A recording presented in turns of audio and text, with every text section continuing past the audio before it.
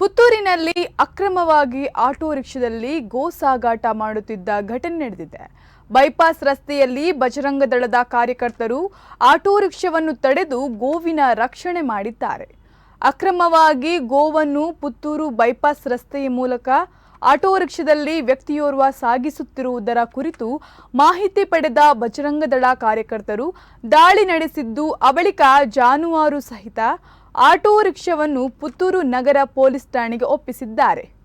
Auto ರಿಕ್ಷಾದಲ್ಲಿ ಮಹಿಳೆಯರು ಕೂಡ ಪ್ರಯಾಣಿಸುತ್ತಿದ್ದು, ಅವರನ್ನು ಕೂಡ ಪೊಲೀಸರು ವಶಕ್ಕೆ ಪಡೆದಿದ್ದಾರೆ.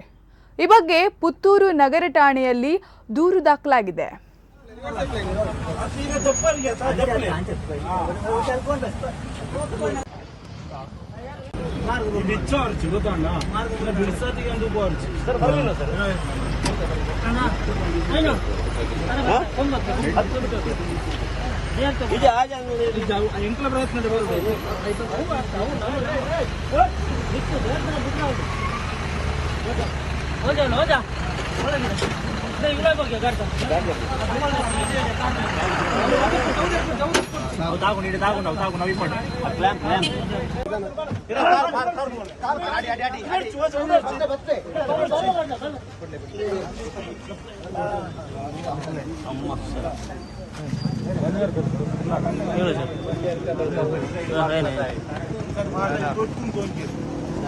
ಕಾರ್ला